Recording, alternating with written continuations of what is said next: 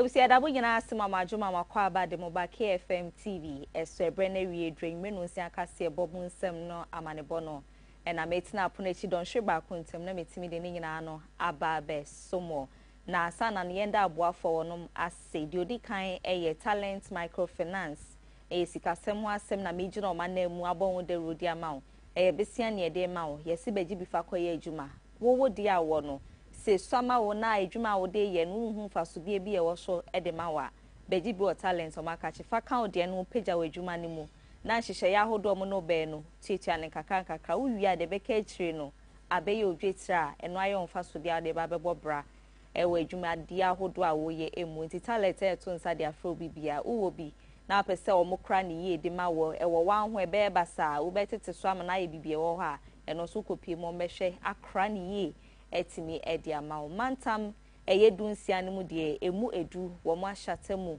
enti de ben wa beti talent microfinance din no kohwe no mo ma osikasem no entimi gina fapempa enfa ema wo yen free ho na yenko KFM musical center eno so ye instruments ne ho aka de nyumtofo ahodo am man mu instruments ebebo ya aka de a mo hia wo mo nyumto adwuma ne mu no ama bibia ye kama de ama no wo se bra beji bi usikasem na mo anu enkoyi mfa ma wa akọha tietia ne kakra utu ewie pa wakọ akọfa o instrument eno ne hyehyɛ ya wo de egu akwam de ama obi ansa te nyina anya penye obi a na benya sika no etua ne ntentem so apagya na ade nti ekobasa instrument no pe na sika ne nso a nhyehyɛ wo hɔ akọ a omu ne obeye na bibia na koyi etimi de ama nkramantem apa o mechi akwa mo akra zongo lane wo asante mantem so abomodin kopie mu adu mo ne Sambra hotel no ebo enimhwe bibia instrument ne de okwa ombema obi na bibia ye kama etimi edi ama ye fro ne enko dadaba tech hub eno so ye phones ne ho aka de bia wo hia no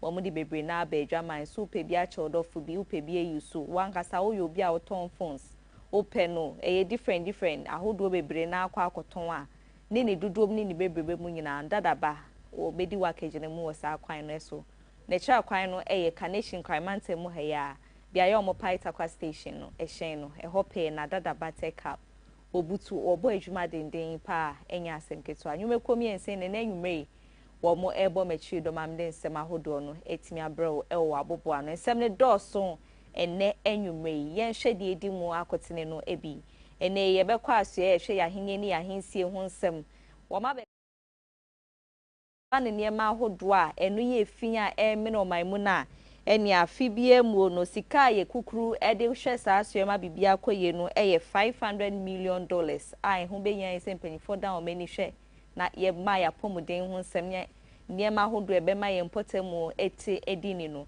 yetimi dia so yakoma apono so wo saa kwan no eso wonsem foforo mu no coalition of unemployed teachers enei o ma ye kire kese pa wo emontini mu anya asem keso ani na no mo kire se bebre na eno ma akonya ntite ni nimde ne nso no bia ye wo se ade o motum o mo ye adwuma no akwa akoye bo achi bidie no ne nam so a wo mo de ye wo ye kire sanso ye bebo ewra edwadie ensem no munyamfo Sam Jonah wono so ede nsem bia ba betu o kire se koba se ya nkase ye raw materials ne ho nkro no ba ne ye de kọ obi man so a etise de ye de kọ ne akwa akọfa unemployment ede aba be pi mo man Ghana ha emu nsem so nchemu o ha betie ewo kase no emu sanso na enigiri ensem o Bena boy ono so dia no yi akọ ede ama de adwumadi ekọ so enam so mo pamo ne fan ba ko no o de anu yi aba wo kyesese bie won soma obi a se ombedi na chi so ye ne fan ehon so nsem no so wo beti nsem afofo bi no meka we hwane nyina no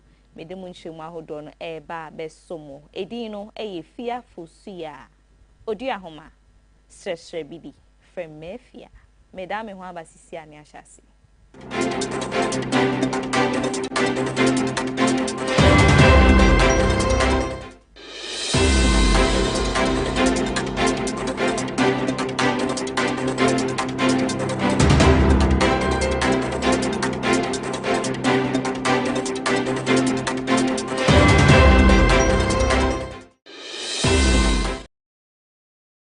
ye hye nsem na se na nwumrei emfa ma odia ye kwa aso ya ehwe yahenie ene afensu yegidie ne ho nsem koroba no Ministry of Local Government Chieftaincy and Religious Affairs na nedua me no kasa mpanyifo aba montene aba bekasa womo HM say wo be pie mu man Ghana ha efiefie bebre na ho draw ho a besi nne enya de say omo agyanan bia wo fie o enne nam so ama say ye komontin makoja ye na ye no potoka se beka se open defecation ati se no enu nti enne nam sa kwan ne so a etimi e de aba na enu mu na mpanyifo che se wo se mpanyifo hwe nom de omani ehwe sa aso ye woni ehwe ma ahonidie ho nsem no entimi fa ne ntima pa enfra.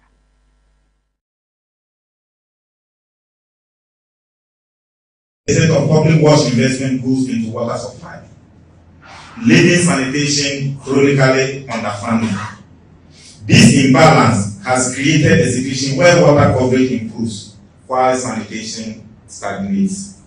And therefore, if you have about 91% of water coverage in Ghana, 91% or 90% of electricity access, and we have less than 30% of or 39% of sanitation access, it's a question that all of us must answer. The third critical problem is urbanization, outspacing infrastructure. Our urban population is rapidly growing at 3.3% annually, one of the highest in Africa, and has overtaken the pace of urban sanitation infrastructure development. In Accra alone, the population has grown more than 60% in the last 2 decades, but the expansion of sewage system has been minimal. Today, over 75% of urban households rely on on-site sanitation, mostly septic tanks, pit latrines, yet our disposal services and treatment facilities have not expanded proportionately. The fourth critical issue is weak enforcement of sanitation bylaws. Local government structures have the bylaws, but enforcement remains inconsistent. Many MMDs lack the adequate numbers of building inspectors and environmental health officers, logistics and budget for monitoring. As a result, households go for years without toilet, yet face no penalties. When enforcement weakens, non-compliance becomes the norm. The fifth critical issue. Yegusu ejina sa ensem ni mo na yesoa for da asye na no ne kase onwanyamfo eye Ahmed Ibrahim osanso di tudwa o chem se kobasi ye hwese janan bia hodo obekoso ewe yefiefie mu dia ehia se obi ade ne nsa tum yenye se yetena ase ne de nsa hye de mefrem ahwa aban se wono na embeye ema bibia nkwe na emom no yankase ebetimi aye ama na ye nti we de ade hwede no de kwa ma eye mpanyifo ahodo omo eda ye potemu ahodo brono eni afin so mensini ni nyina mu so mu nyina nkom nsambo mu sanse praye o kra o kabo memu nanso yi ba ko na buma etimi bu ye nyina de ensa hye me betimi aboa ama se ne ye hwese ahonidie ho nsem bekoyie e wo sa kwan ne so no bibia etimi ewiemudi CRS, Water Aid, IRC, CONIWAS, and others. The lack of integrated planning and shared monitoring sometimes lead to duplication of efforts and missed synergies. For Sustainable Development Goal 6.2 to be achieved, our collaboration must be tighter and more intentional. Ladies and gentlemen, this year's theme is a reflection of what Ghana must do and do it urgently. We do not need further studies or further research and assessment to tell us what to do. We already know what works in this sector, and we have the men and the women, and most importantly, we have the women. Community-led sanitation approaches have eliminated open defecation in over 6,000 communities nationwide. Toilet revolving financing schemes have enabled thousands of low-income households to construct improved toilets. Private sector participation in toilet promotion, construction, and dislodging has improved service efficiency in many metropolitan, municipal, and district assemblies. What we need now is scale, speed, and sustained commitment. In our effort to increase the access numbers, we should be intentional not to leave anyone behind our northern regions. Low-income urban settlements, island communities along the Volta Lake, and informal and peri-urban communities across major cities and towns have to be supported to acquire improved toilets across the country, improved toilet facilities across the country. Sanitation is not the responsibility of government alone. We all have a role to play, like we are doing now.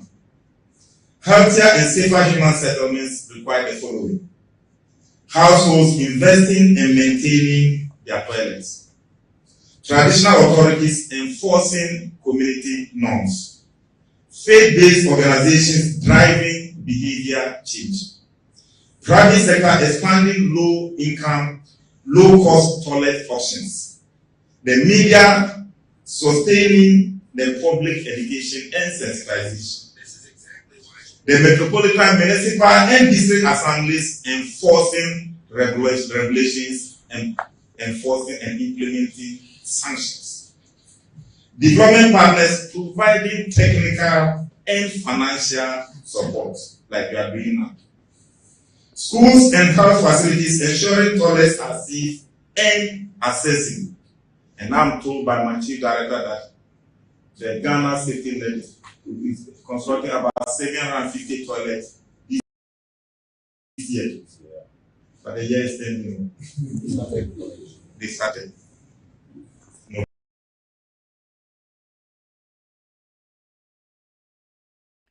Orai sign so kasai odi tu dwa wo che mi se wo be pie mo man mu a sike bia ya afi mu no ye boaboa no hwe ma se ye be hwe ama pomuden ni afin so ahodie wo se betimi akọ na animu no ano esombo $500 million enu ye sika kase pa eho behia ye se mpanyifo hwe de omani ehwe saaso ye ho na bibia efa ya honidie ho nsem no ebetimi akọ na anim sansa afi bia mu Ghana ye to sika se ya twene ahwa ma ya honidie nsem akoye di a wo kire se da bi entwe ye kura ye nyina ye fa ye ho hyem na bibia no entimi enkoyi. Investment goes into water supply, leaving sanitation chronically underfunded. This imbalance has created a situation where water coverage improves while sanitation stagnates. And therefore, if you have about 91% of water coverage in Ghana, 91% or 90% of electricity access, and we have less than 30% of or 39% of sanitation access, it's a question that all of us must answer. The third critical problem is urbanization, outspacing infrastructure. Our urban population is rapidly growing at 3.3% annually, one of the highest in Africa, and has overtaken the pace of. Eusayen free way into asonsen from farmer on abra. Eye for to sound for the me sika sem ho hwehwe Dr. Kessel ato force no kojina mrahye fie the budget 2026 the no kotu dwa ya koma bosika no ene ekowi ase say inflation no ye was single digit na che say sene na afie bi etwemu no ye twemu koye nimu a wasa akwan ne so no ene single digit ene ye ndru 10 kra na che say mpanyifo abo ho modern yi e wasa akwan no eso no mo de sansemi betu dwa wie ye no nam so amonmunya for Gideon Brako no so ababeka say chemu say se omo aside bia omo de bema eye inflation ene ye timi agina fa ako a enko nanim entra 10 ne ho nkro no badia omo farmer the new patriotic party NPP amenuko san so omo amemu ne boaye e man kodin we timi wie peye nei omo gi abasobode ne timi dia mom na emom no omo asida PAC bi di omo ntoma ne eye NPP amenuko no san so omo modern bo ene nam so ama bibia no etimi akoyi. April 2014, in line with the Standard Credit Facility Agreement between the Government of Ghana and the IMF, certain macro-fiscal programs have been put in place for inflation to peter out and end 2025 with a single digit. This was widely published and communicated by both the IMF and then the Bank of Ghana. Mr. Speaker, I must say that it is refreshing that this government has stayed put with that arrangement by the previous government, and today we have single-digit inflation. I am sure Minister Amin and Abna will be happy that the seed they sowed and watered has germinated into this single-digit inflation that we are witnessing today. Despite this development, Mr. Speaker, I have some worries about some of the tools deployed by the current government to enhance the single-digit inflation, and this holds serious consequences for the economy and individuals. I dare say, Mr. Speaker, per the arrangements that were put in place by the previous government, we were still going to achieve single-digit inflation if this government had not deployed these tools. Mr. Speaker, what are the tools I'm talking about? The government deployed two main tools in 2025 to enhance the attainment of the single-digit inflation. One is the sterilization mechanism from the monetary policy side by Bank of Ghana, and two is the excessive fiscal consolidation by the Ministry of Finance, anchored on delayed payments and arrests, just to let the books look good. Mr. Speaker, what do we say when we mean sterilization? Sterilization simply means that this government assumed that there was so much money in the pockets of the Ghanaian people, and therefore decided to siphon all these monies back into the Bank of Ghana, depriving households of potential disposable income and increased consumption. This is what the minister did. Mr. Speaker, if we read the budget statement, paragraph 248, the minister states, and I quote, "To contain monetary policy expansion, the Bank of Ghana intensified open market operations in alignment with its disinflation objectives. Growth in net domestic assets was curtailed through enhanced stabilization and reductions in net claims on government." Mr. Speaker, this is so interesting. The minister states a total of 62 billion. Ora Abdul Fattah Al-Hassan onu na yemra shebedwe ni ma adehia onu mo yendi abatom peswa so ne wakasa wo twe mu say ye office of the special prosecutor onmonya for kisi agabenda no no ehu behia yi se sa hye ye ho ne bobo ne etotwene ba bi kra san se wo hu sabi o mfa so de bi a ewo so san se adwuma ye de ama OSP se wonya bia no dan we ni kohwe eya attorney general Dr. Dominic Ayinia say adwuma no pepepe e na wo ye nsunsuye bia eni so nti onim de enti a OSP na kache ewo ho nti nkebe ya yemfa ne nto ba bi ne afie ni nche Dr. Dominic Ayini na adwuma ese no wono mum enye ewo sa kwan eso. The OSP, I've been following the drama between OSP and this man to Martin Pebu, and I honestly, it's funny. But I have always maintained that, to me, if you ask me, we don't need the OSP. We don't need the Office of the Special Prosecutor. Really? That is my Why? Even right from the word go, I've always said that we don't need it. It's just another bureaucracy. Yes. That is. Yesterday, look, when even I remember when Abna Asare, right? Yeah, Abna Asare. When she made her submission on the budget statement, and she concluded by saying that remember the proposal to establish the IVMO, the Independent Value for Money Office, the proposal by the Finance Minister to establish that office. She concluded by saying that to her there was no need for us to think of establishing an Independent Value for Money Office because the Finance Ministry already does value for money audit on contracts and all those things. When she finished, I approached her and I told her that, you see, sometimes when we are in opposition, we think, well, we think some way, and when we are going, we think otherwise. I was telling her the same principle she's explaining the issue of the fact that the Finance Ministry is already doing value for money audit. So why do we establish an independent value for money office? I was telling her that the same thing applies. Attorney General, by Article 88 of our Constitution, is already given the power to prosecute all cases, civil or criminal. Yeah. And so why do you even need the OSP? The same argument. I approach and I told her that, so that line of argument, if we actually don't need IVMO, the Independent Value for Money Office today, because Finance Minister does the same job, then the same way we do not need the Office of the Special Prosecutor, because by virtue of our Constitution, the Attorney General is mandated. You understand? And even sometimes you can see that even in certain instances, the powers of the OSP is limited. Remember when the issue of the extradition came up? It's only the Attorney General that can file for some of those processes to the other other country. And it has to also rely on documents that will be served it by the OSP. So what is the point in having an institution that can take a matter and will only have to get to some stage and then pass it on to its mother institution? You understand? So to me, I feel we still can, if we really mean well, especially when you look at proposals to decouple the Attorney General from the Office of the Minister of Justice, so that it doesn't become like an arm of the government. If you look at it, if that really works and it does work well, we would need nothing like the OSP. If you are your concern for from Namame Abana or say sorry Wakasa or de Kwama by or say who be here ye pass sage median share brody go aquem we share and magalam say for me good to and namra quine so sense as quiet. Any affair so near my hold or bad any pemodia dom ye she saying she might buy where she bet me home for sure say no or moving go aquemunia san she na bibia entimi embracing in sem yet to say ediama. Popularly known as Galamsey. Mr. Speaker, in this same budget, paragraph 1009, the minister said that the devastation caused by illegal mining has gone far beyond economics. It threatens our survival. That is what the minister said. It threatens our survival.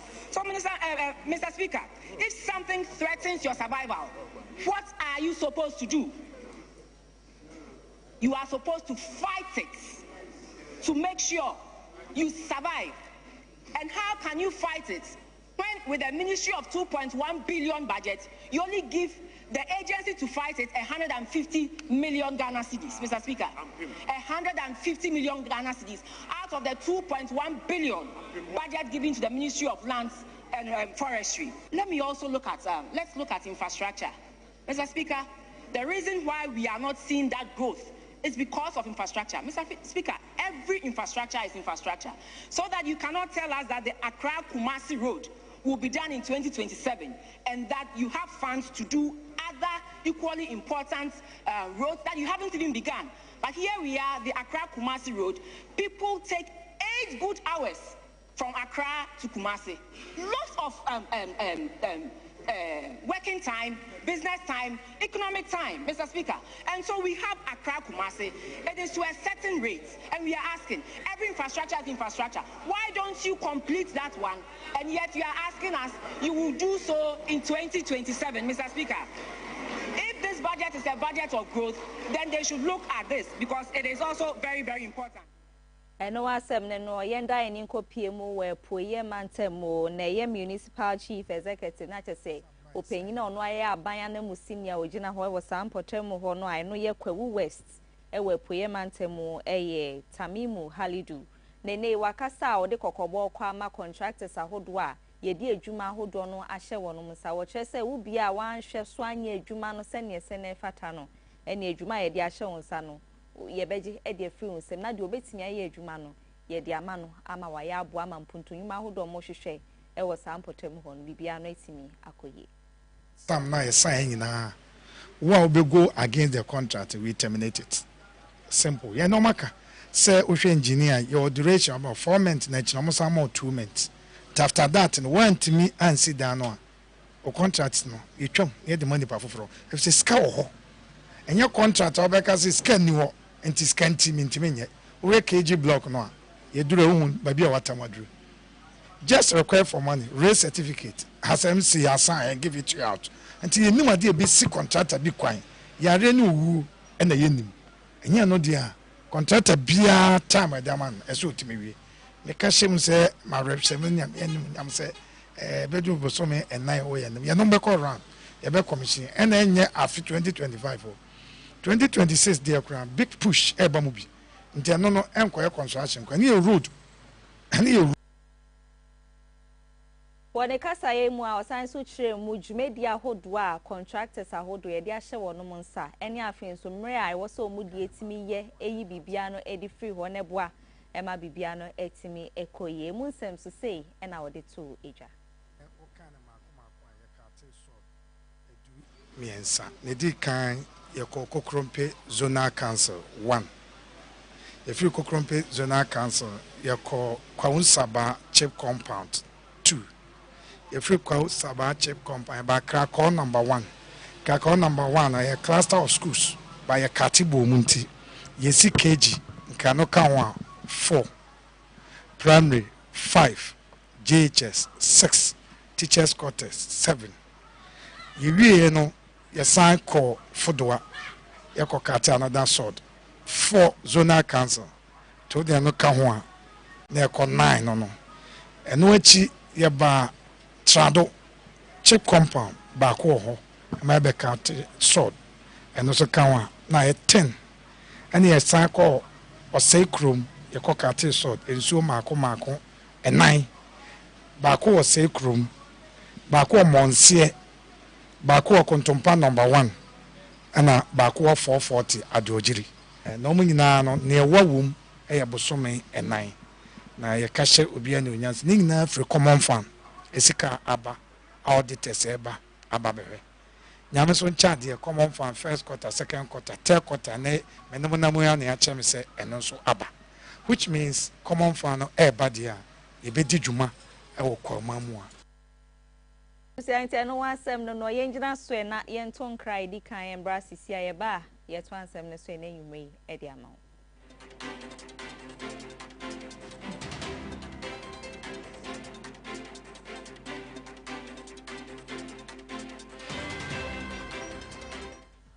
Fraba e dwaso ni o yanom e hyen a en use fuel we so yensesa oil ne wo hia ene ni key e hyen egumechi na eye lip moto Giomi anase nami eyemu bia won sabeka wo KFM Limited e wo Ghana ha lip moto abefu kansa abe yanom emwedene sanso efe wa hwe interiors here. Hear me, Timothy, and you're trying to lip moto. I want 3 modes of driving. Obey me a switch it, so open 10 more. Obey in the sports mode. So person will save you battery. Obey me is your economy mode. That's a one pen now open with normal riding so you're trying to standard. What charge your battery within 6 hours? I bet to me do wako kumasiaba. Measure air 310 kilometers. Into one how. Obey to me so the 3 hours fast charger. I charge na you fool. Bonama no wako kumasiaba. Say no. Me and try the akano. Giomi. Ni awo hiane key. Make sure the key in the bell. Wow, what's in the interior on the Tiana? Black and white, papa. Son of FSN. Why screen 10? A bomb on cano, battery aka. Number who mileage in so also. When so dear, it took 320 kilometers and sana was our charge. We bet me a charge in 6 hours. Fast charger 3 hours. I bear for a FDA so. We bet me a driving in 3 modes. A yes standard, sports, and I say economy. So we pen them to say me yanum choose sports was say. We bet me to quite fee hakokumasi. I'm a battery ni biswak because a 320 kilometers. We charge in 6 hours, we bet me in your full battery. Now when you fast charge and swap 3 hours pet your sets. Making sure so okay in the car when you saw working. We'll be a door and I start. Chili Joby, black and white. Makuma swat. Man cow dear. You check the akano. Yeah, no. I bet for the any mubakunio. The awiyano key. Making sure the key in the band when you saw working. We no F. Let a woman sit down. A gray your man would do me. The any hakakra, any dear mood. As also was screens me. Wait, and more information and we are canning winning. As a best bonum papa, your friend entertainment, the Awihiano, Anne. And that's over to me so I driving in 3 modes just like the others. Standard and I say sports. So open tema. Car way so. I bet to me to Kwaya Kokumasiaba. 330 kilometers. The Chema Udu crowd bet to make Jesus on one kakra and Sunday. Which are in 6 hours, sir. No. So bet to me so charging 3 hours. If I no fast charge. And you know KFM Limited, and they are big just so. Fraying, near me own Sankawo the intentem. So open installments, a high purchase, and train one nasi. We've got you solid. Yanume, on Sabet me a Fidie Mubia, our KFM Limited. On Sabeke Fidieno, no which Yanon Kakra. Wait, Unyano Bebia, a KFM Limited. Fraying, ever sort out.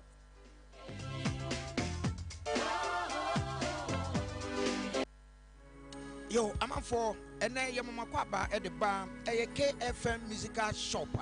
de to so mienu no wo free eye kumase Malcolm dadam ho no esane ede ba adum no saa bre no udu eye Sambra Junction Sambra Hotel kwanta no so pe na shop no eni Sambra Hotel ene di nhwa animu wudi free Sambra Hotel a wo sane ede ko nanka na en Hagan ho no ane oho ana KFM musical shop de to so mienu ya bie no foforo na de e kan ne se emfidie papa etimiche de wode ya sorry de wode goro agoro ahodo duma de bia wode obehia eye mfidie mechira musical instrument bia no eye KFM ento wo se Ghana muntie Asanteman muntie eye KFM musical shop ana sabre ya bie no foforo mu no chan ewo Prempeh the 2nd Street we free all men come down na wo sane ede ko adum no ane udu Sambra Hotel kwantane so na wa dane on sanifa so oho ana KFM musical shop yi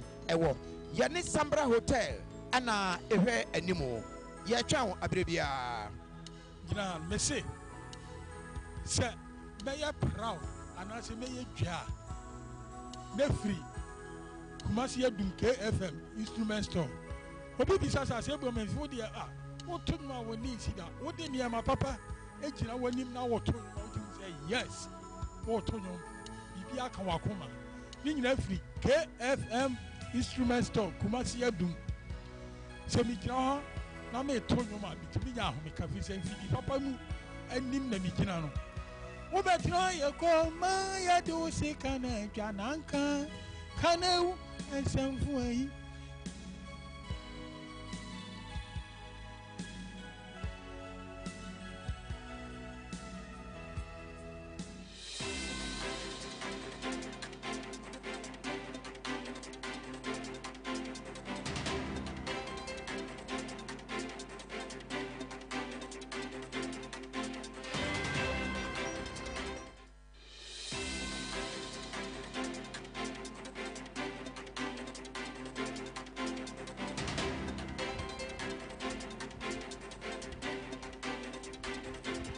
Ewusenda asemo akwa ababin fambra KFM TV ya da siye paase ogusu kan ho sa kwan no eso kan ne hye ne soma ye siye wo live tintan fidie no KFM TV GH wo Facebook and afi YouTube Facebook no follow ye na YouTube bomodi netimi subscribe fama ye ba live a na wati ye nka etimi ababeka ebusua no ye to ansem ne so ye na nwumre e dia ma odia ye kwa so ye hwe ya danse ho sem wo man Ghana ha ne mpanyimfo a wonom da no obo anan kopie mu eye Greater Accra Resilient and Integrated Development ninna no mo kwa akohwe se na edwumedie ni nhihye bibia ekoso enumu na opanyin kasa odi tudwa sen omo ye nhihye pa eni afen nsoso ya desrede omo de kwa ma Ghana ban se hu behia so omo keke omo hu bom se be ya de akoba se nsi oto bebre na edi nsu yiri eba no wo mo nhwema bibia na ntimi embrace intentem so nensem odi tudwa eni Mobeka me ho ema ye boss approwe eye adwuma ministry no ye de ahye yensa eye se ye hwe eye no emu ba ko ho na ye nam eye drains gutter ne niema ye se de be nsuo to a enyiri emfa nkofo na betimi enya gutters akese animu etimi afa nti na ye call around the said ye be ya ye be hwe se wo mo edi nwuma ne hyehye wo mo nsa no wo mo ye adwuma no said ye wo se wo mo ye fa ti ye ko baabi miensa ye di kan na ye ko ye no na eniema enhyeda enkoyie na adwuma a ye senkaban na ono nko me kwa animu no na wo mo wo akire kra nti eho no anso ye ni ti ye ka kire wo mo se wo mo ma ye hu sesei no emre na aka e wo mo anim no kwan be no mo befa so etimi de awi wo ma ye hu se so wo de 3 months na be wi ana 6 months na be wi a wo ma ye hu every month no de wo betimi aye adru na second place no so aye call ye ne de temu amuhu bi na wo kasa no musumo TV adwuma na ye de hye nipa ne nsa no time no kra adru eni senko adru sa nanso nipa no ahokeka ne na adwuma din nti wa ya ama na bro so ama ye bona baso ehwe se the next phase kra wo ho nam na adwuma a wa ye nti e behwe ne ye de aka ne ho na watimi aye adwuma ne mo e free ho na ye ba last site ha no ma ye aboso kan stretchy na hasoso na yi menteme ho asibi ewo enkratase mu ne entutu ye nkakra bi enkoyie In TFR Omo office, any Omo have a meeting the last time. But after that meeting, no, they say Omo ba site Omo area Omo aye ejuma. The contractor is on time, on schedule. He started this work in February 2025. He's supposed to complete in July 2026. And as at now, like he indicated, he's done about 96%, meaning that he's way ahead of schedule. We are very much aware, or we are very much ahead of time for this particular project. And so there's another problem downstream as we go. So there's a termination of this particular drain downstream, which needs to be continued. And therefore, we will require additional resources to be able to continue so that we have a complete resolution of this. To also a concern from here, that any aqua share the cost so our promoting and semo. Now, when you for Quabna meter can don't air swafwa, one SSS ye when nay, Jumedia Cassia Corso, ewa ye tamale and important moi. Not just a 19th conference, Cassia near Cosono, a whole enogena simpiania paso. Now, conference in not just say a coso at the Magana Registered Nurses and Midwives Association, one and Kabumuque or Honeho, enogena hoa, or then send me Brina to the say, nay. Abina bone homodin ama nurses senia fi midwives or mododo ne sumbo 13,500 and ya for medjuma ni nyina no wo moba be hwa ma senia ndie ne titi o makwa konya e hwe anum senke di o metru baabi no wo metimi di o ma hyehye ma ni nyina no e ba beboa amo ma bra bo mo bo na etimi akwe na aboa ma so ye nso afi apomodin ho nsem ne so etimi afa ne ntima pa e de for san so e de bo hye koma wono mo wom deda o musika sem no enko ye titiru ni alawa eye wo mo mujintiti ne hwe nim so mo sabeka ne no so wo che se busumi nko na wie November ya o mehwe tua sa aka ni nyina e de free hwa eno ye bosha ban no de ne sesi ne koko a che se sisi ade wo ba be hwa ma brabo na koye paye etimi e de amo mo ntin semwe eno munyafo kwabena minta kando swafo no e hwe apomuden ho nsem no wode ababetudwa ewo sa kwan no eso yen free ho na yen concern free from farmer dia ye coalition of unemployed trained teachers eno no omo na omo nim die ne titie no makonya ewo College of Education ne ho nkro no ba na chese wono mo makoji nim die ne titie ewo adikire mu se be ya nkomo ba monti no me ba be ya chechefo no mdi nim die ne nyansa etimi ra ye mofra emu no ene omo chese nimdie ne de Nyankopon aya adom o manya nanso omunya wie ye o metena efi omo hwe se aban be hwe de o mato baabi ama o maye adwuma ne besi ne ye mfa obi adwuma eno ne nam so menei omo ti omo gu montene so ye o ye kire chenchen pa omo chese ntesu kokko e wo bi enum nanso ebre ne abra ne egya ne atifita omo so mani abrese krodom ti aban ne hwe mfa ne nansi form na de sefata no wonye ne nwanu ya emfa emom. As now, I'm coming from a construction field. We are doing Macy. If you see the tall building that we have been climbing, and if you fall right now, you die. Some have even lost their leg, their arm because of those jobs. And because you don't do that, that's why we were trained as teachers to teach. So we can't be home and be suffering whilst we spent over 5 years training ourselves to become good teachers, so that we will help the future of Ghana. And now we are here to tell the government to post that now because we have stayed home for too long. We can't still be at home. We can't wait for even a month. Some people are even dying. Some are doing illegal jobs. Some are, you can see our Roberts employing our colleagues. Go and steal and I'll give you money. And they will do it because they are hungry. Some are on Galamsey side. The same Galamsey we are preaching against. We are educating people against. Our people are there. They are there. You go there right now, you see a lot of trained teachers there because they have not get job. We have passed our licensure exam. We have reached whatever we want to do. Some are first class, second class upper, and all those stuff. And we are still at home. So we want the government to come to our aid. We were trained to teach, not to be on the street hacking. Some of us are at the station hacking pure water and all those stuff. And you see these same people, the people we are supposed to teach are the people feeding us. I work at the washing bay where yes, all because no petition has been submitted yet. Just because we are waiting for the minister to come. But according to them, the deputy PRO should receive the petition. And as concerned teachers, we are saying that we want to see the PRO or the minister come and receive our petition because we are not trusting them. So for now, we are still waiting for our petition to receive. Thank you.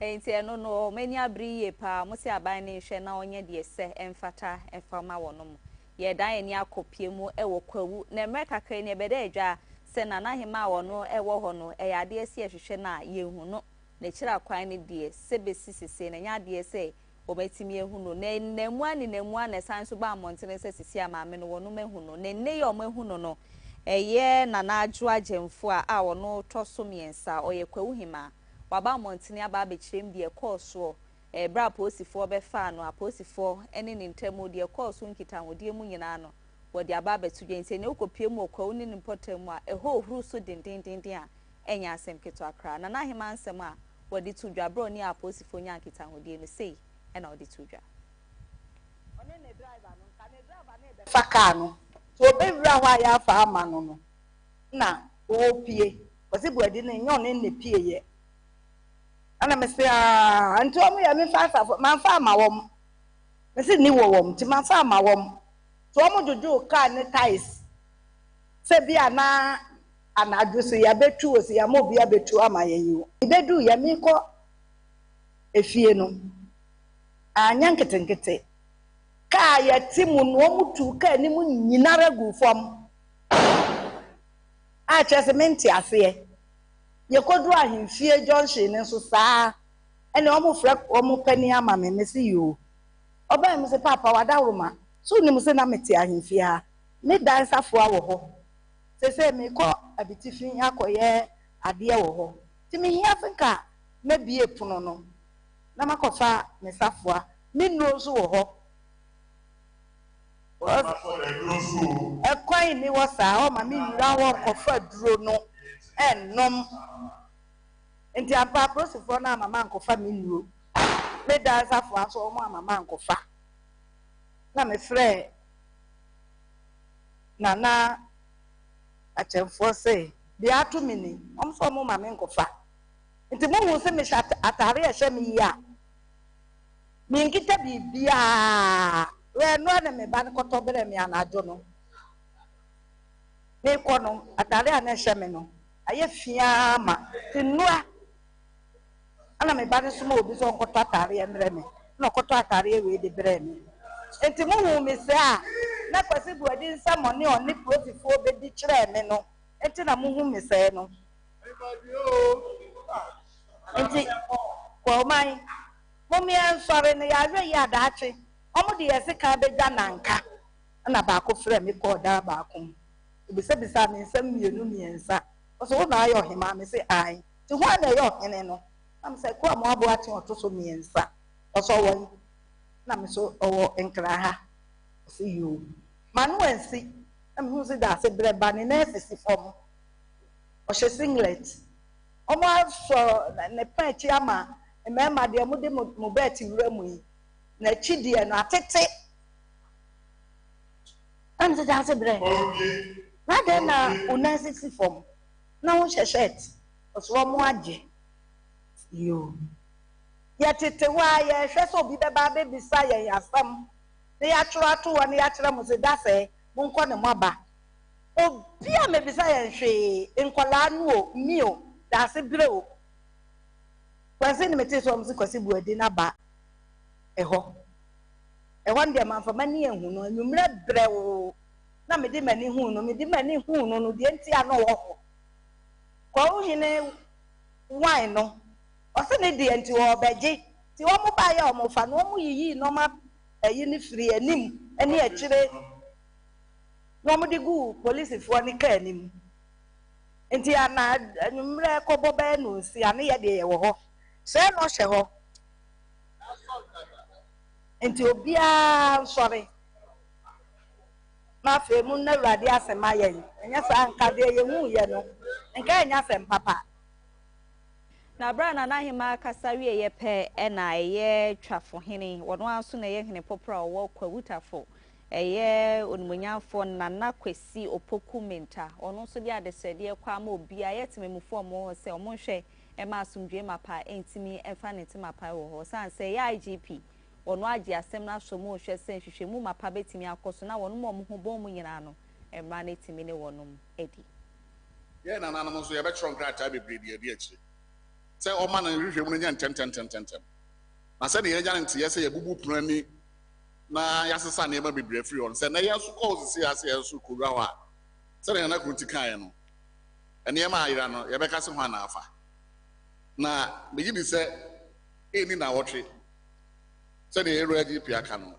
ye ankasa so beta achire na wotwe mu no na ye hia no ye be bi se fi ne ho ye nsaka na fi ho na mo ebetu enya de a ye di ato se ye kotra dabi ye ntentra if is a hoye free a honey will be adia ye na nanom de see enye ono akwasi wadi lebia amane na mamre kwan na ye di see no ye fa amane na mamre kwan so na atu akwasi buwadi onye ohene nne onye ohene kina aka ma kire no pay say odi asam ne ko assassins aburokire no ko dibi mkura nya de ye beso ni biu to ho no onye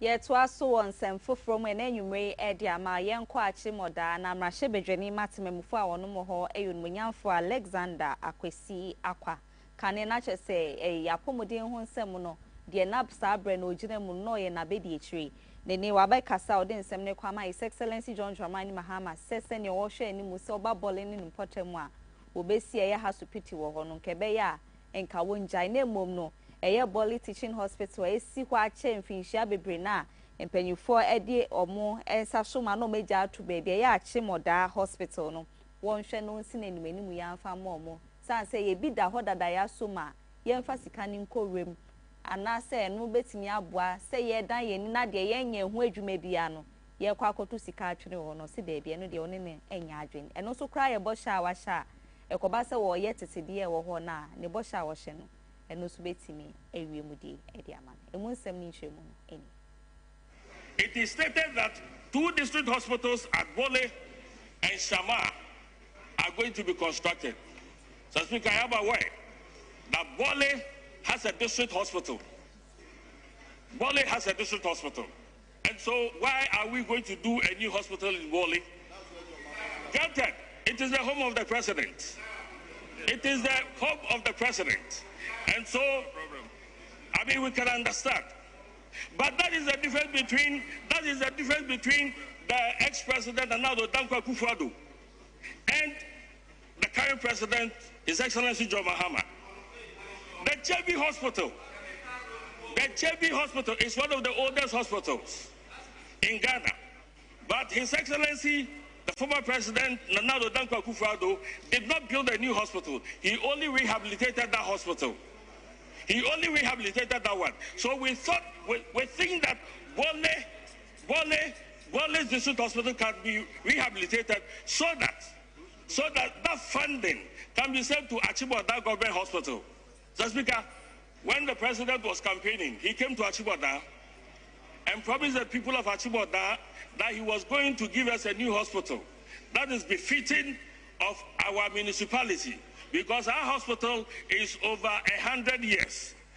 I'm using this opportunity to remind the president that his promise to the people of Achiboda is still sitting in the heads of the people of Achiboda. And so the funding that is going to go to Bole, we're asking it to go to Achim-Oda Government Hospital.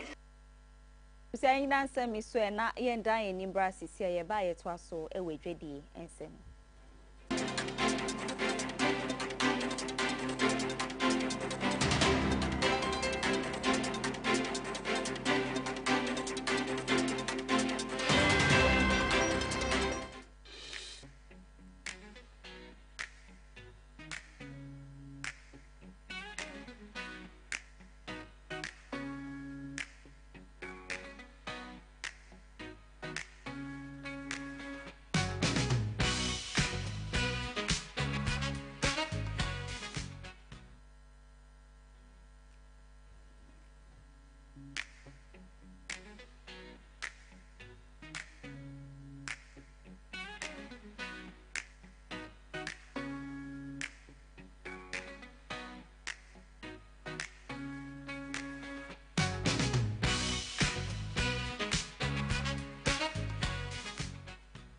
Amenda Senayan Twaso, we Jadian Semu Farma or Dian Munyan for a yes, Sam Juna, Wakasa or the Kokobo, Kwame Bibra na say who be ye, say Koba say ye raw materials a hodwa ye cra, the ko be mine swono, ye bayanka yin church, the san say ye de kono mo kwa down de ni na bayan fasodia kese di ama won wabra, ya ye ti hanki ye danda ya di ni anke den fasodia kese be brayen.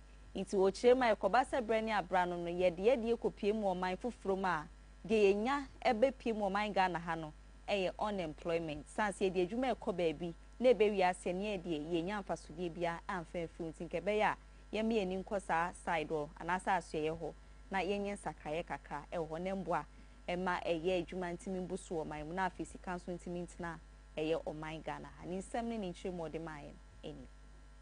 Gentlemen, let me start with a question Africa must answer. It's a very fundamental question. When are we going to move from merely exporting what the world wants to producing what the world needs? For more than half a century, we have exported cocoa, we have exported gold, we have exported timber, oil, and bauxite. Yet the jobs, the technologies, and the real value, those have been created elsewhere. Every time we ship our raw materials and import finished products, we effectively export jobs and import unemployment. And we cannot and must not industrialize if we continue feeding other people's factories instead of home. Ladies and gentlemen, the transformation we seek will not happen in ministry conference rooms. Indeed, it will not happen in communiques, nor in reports that, as we all know, gather dust. It happens, and in the real world, it happens. And in the real world, through businesses, through factories operating consistently, through entrepreneurs solving problems, through investors taking long-term bets, and through regional supply chains linking producers to markets. That is why the private sector must be at the very center of Africa's industrial and trade transformation. Na yenkombra yebasisi na ya to aso ewie bibia ewe nigede ensem.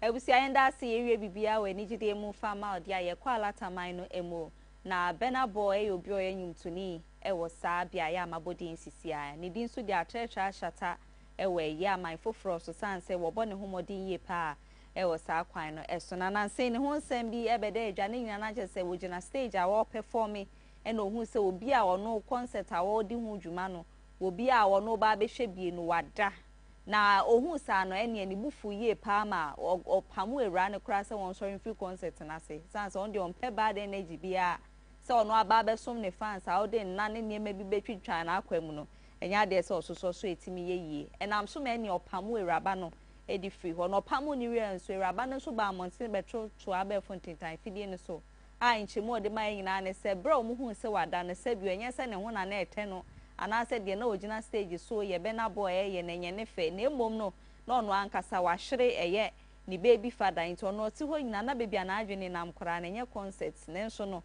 bi bebre na na ebu ni fortune said ye okoye na entwe yi wono sususu said ye be na boy ye nsusu entwe sanse we twa sika to ticket na wa betena concert na se na me na metwa misika na me se metena na me da eno de nkohwe musen Nenso na ne be na boy anhwem kra ne opamo no ene be na boy abakasa aba bonten dia no ya aba echirem se de enti opamo no no se bi ompa obi a cho so ombe ne fan wan kasa wo hwe adwuma a wo ye ne modern bo a wo ba na wedi nechi ne nkoba se ono ba monten be pa obi a cho se be di mechi be ka me ho sa akwan ne so nti ono de oba ne concert na be ne ma bi ensem fata ne obesum etukwa afiri ho san say business no ye wa medi agro emfa bad energy bia mesfrafra de wo ye ni mu nti de ngofo ka se wanya de on be patcho ne ho nkro no ba emfa mewura no se debi onini ni chopa bia wansere ne se ombra ho meda ena to be his fan no wompa obi acho eno ne brofo ene ono so de ba amontini mu a eno so ho nsem ne mede asomu se yenyina so e